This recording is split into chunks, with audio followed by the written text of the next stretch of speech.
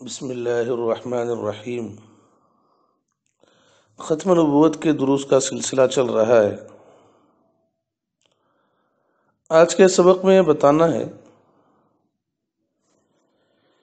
کہ قادیانی اور اس کے متبعین اپنی عبارتوں میں اور اپنے اقوال میں چاہے جتنی عمدہ گفتگو کر لیں، چاہے جتنی مخلصانہ باتیں لکھ لیں، اس سے بالکل دھوکہ نہ کھائیں۔ ان عبارتوں سے کوئی یہ نہ سمجھ لے کہ یہ لوگ بڑے مخلص ہیں، یہ لوگ ہدایت پر نہیں ہیں تو گمراہ بھی نہیں ہیں، اتنی اچھی باتیں کرنے والے گمراہ کیسے ہو سکتے ہیں۔ ہرگز یہ نہ سمجھیں، یہ لوگ اچھی باتوں سے اور عمدہ عبارتوں سے لوگوں کو دھوکہ دینا چاہتے ہیں، کیونکہ جب اللہ تعالیٰ نے قرآن کریم میں اعلان کر دیا اور اپنے نبی کی زبان سے کہلوایا کہ آپ اللہ کے آخری نبی ہیں، اور ساری امت ہر زمانے میں اس پر متفق رہی، تو اس کے باوجود بھی مرزا غلام احمد قادیانی نے اپنے آپ کو نبی ہونے کا دعویٰ کیا اپنے بارے میں۔ ایسے بڑے کافر کو یہ لوگ مسیح موعود کہتے ہیں۔ ایسے ضدی لوگ جب تک ضد نہ چھوڑیں ہدایت نہیں پا سکتے۔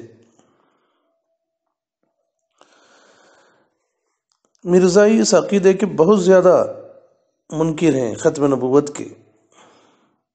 بعض مرتبہ ایسا ہوتا ہے کہ ہمارے اکابر قادیانیوں سے مباحثے کے طور پر یا ان کا رد کرتے ہوئے قادیانیوں کی عبارت پیش کرتے ہیں یا ان کی تفاسیر پیش کرتے ہیں کہ دیکھو تمہاری تفسیر میں یہ لکھا ہوا ہے، تو اس سے بھی یہ دھوکہ نہ کھائیں کہ ان کی تفاسیر کو ہمارے بڑوں نے معتبر سمجھا ہے۔ نعوذ باللہ، ایسا نہیں ہے، بلکہ ان کے تفاسیر اس واسطے پیش کرتے ہیں تاکہ ان کو الزام دیں کہ دیکھو تمہارا قادیانی اتنا جھوٹا ہونے کے بعد بھی ایک سچی بات کا اقرار کیا ہے، تمہارے قادیانی کی عبارت میں خود ایک بات ایسی ہے جو اس کے خلاف جا رہی ہے۔ اس لیے کبھی علماء کرام کی اس طرح کی عبارتوں کو نقل کر دینے یا کہہ دینے پر دھوکہ نہ کھائیں۔ علماء کرام ہمارے اکابر اس لیے یہ عبارتیں پیش کرتے ہیں تاکہ انہیں الزام دے سکیں۔ دیکھیے، ختم نبوت کا عقیدہ انتہائی ٹھوس عقیدہ ہے، مضبوط عقیدہ ہے، اور یہ بات طے شدہ ہے کہ نبی کریم صلی اللہ علیہ وسلم اللہ کے آخری نبی ہیں۔ قیامت تک کوئی نیا نبی نہیں آئے گا۔ آپ کے بعد نبوت کا دعویٰ بھی کفر ہے، اور آپ کے بعد کسی مدعی نبوت کو ماننا بھی کفر ہے۔ تو قادیانی کے کردار پر اس حیثیت سے بحث نہ کریں کہ وہ اپنے کردار کے لحاظ سے نبوت کا اہل نہیں اور اس کی پیشین گوئیاں پوری نہیں ہوئی، وہ بے ایمان اپنی پیشین گوئیوں میں جھوٹا تھا، اور نہ یہ کہیں کہ قادیانی کے اساتذہ تھے جبکہ نبی کا کوئی استاذ نہیں ہوتا۔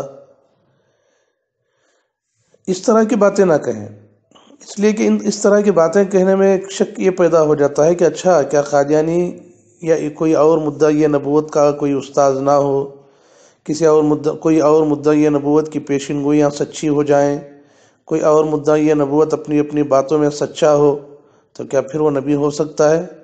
اس طرح کے سوالات پیدا ہو سکتے ہیں، تو بحث کرتے ہوئے ایسے پہلو اختیار نہ کریں۔ حضرت امام ابو حنیفہ رحمۃ اللہ علیہ کا قول ساری امت کے لیے فتویٰ ہے کہ آپ صلی اللہ علیہ وسلم کے بعد کوئی نبوت کا دعویٰ کرے تو جو شخص اس سے معجزے کو طلب کرے کہ اگر تو نبی ہے تو بتا تیرا معجزہ کیا ہے، تو یہ معجزہ پوچھنے والا بھی کافر ہے، کیونکہ اس نے عقیدہ ختم نبوت میں شک کر لیا۔ ہاں، اگر کوئی پختہ ایمان والا ایسے مدعی نبوت کو ذلیل اور لاجواب کرنے کے لیے اس سے معجزہ مانگے تو وہ مومن ہی رہے گا، یہ اور بات ہے۔ کیا قادیانی سچا ہوتا تو نبی ہو سکتا؟ ہرگز نہیں ہو سکتا۔ اگر وہ بالفرض سچا ہو جائے، سچی باتیں کہنے لگے، تب بھی نبی نہیں بن سکتا ہے۔ مرزا قادیانی بد کردار آدمی تھا، لیکن اگر وہ نیک چلن ہوتا، اس نے کسی کا حق نہ دبایا ہوتا، تو کیا نبی بن جاتا؟ سوال ہی پیدا نہیں ہوتا۔ قادیانی کے استاذ تھے، لیکن اگر بالفرض اس کا کوئی استاذ نہ ہوتا تو کیا وہ نبی بن جاتا؟ ہرگز نہیں بنتا۔ قادیانی تو پیشین گوئیاں پیش کیا تھا، مگر سب کی سب جھوٹی نکلیں سوائے ایک دو کے۔ تو کیا اگر اس کی پیشین گویاں سچی ہوتی تو نبی بن جاتا؟ یہ نہیں ہو سکتا، بلکہ اگر اس کی روزانہ ہزاروں پیشین گویاں سچی ہوتی، اس کے کہنے سے بالفرض سورج مشرق سے نکلنے کے بجائے مغرب سے طلوع ہو جاتا، یا بالفرض سورج چاند ستارے اس کے کہنے سے آسمان سے اتر کر اس سے سجدہ بھی کر لیتے، تو وہ ہرگز نبی نہیں بن سکتا۔ اللہ تعالی ہمیں عمل کی توفیق نصیب فرمائے۔ وآخر دعوانا ان الحمد للہ رب العالمین۔